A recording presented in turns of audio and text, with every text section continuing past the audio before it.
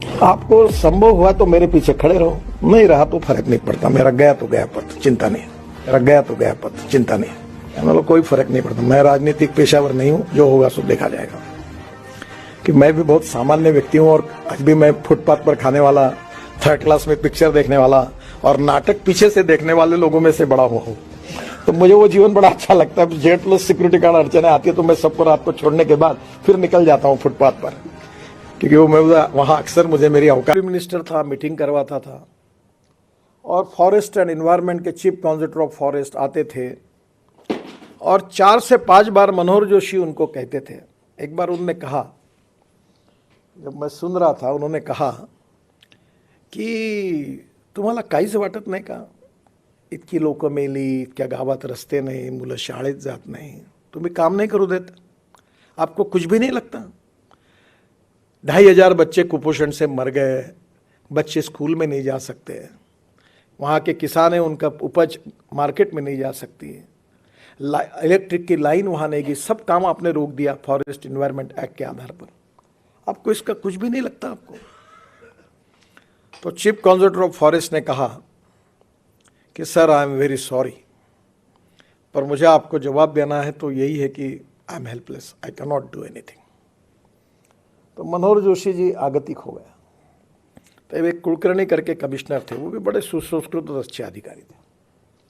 तो फिर मेरे से रहा नहीं गया, तो मैंने कहा सर ये तुम्हारे बस का काम नहीं है, ये ऐसे काम में मैं बहुत माहिर हूँ, तो एक काम करो, ये मेरे ऊपर छोड़ दो, मुझे कोई चिंता नहीं क्या परिणाम होते हैं और मैं ये काम करूँगा।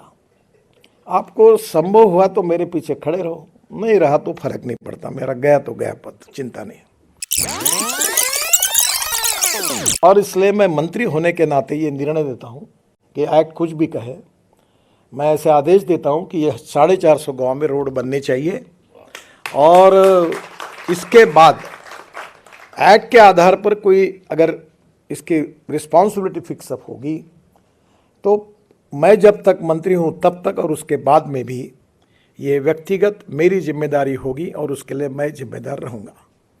ये लिखकर मैंने तांबे करके, हमारे सेक्रेटरी थे, उन्होंने देखकर उन्होंने कहा कि तुम साहब आपने ऐसे कैसे लिखा? मतलब कोई फर्क नहीं पड़ता। मैं राजनीतिक पेशावर नहीं हूँ, जो होगा सो देखा जाएगा।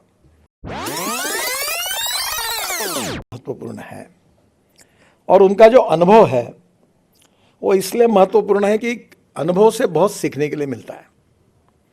सीखने का पेटेंट किसी के पास नहीं है। मैं अक्सर लोगों को कहता हूँ कि मैं भी बहुत सामान्य व्यक्ति हूँ और आज भी मैं फुटपाथ पर खाने वाला, थर्ड क्लास में पिक्चर देखने वाला और नाटक पीछे से देखने वाले लोगों में से बड़ा हुआ हूँ। तो मुझे वो जीवन बड़ा अच्छा लगता है। जेड प्लस सिक्योरिटी गार्ड अड़चने आती है तो मैं सबको रात को छोड़ने के बाद फिर निकल जाता हूँ फुटपाथ पर, क्योंकि वो मैं वहाँ अक्सर मुझे मेरी औकात की याद दिलाती है। जो मेरी जो कविता थी वो बड़े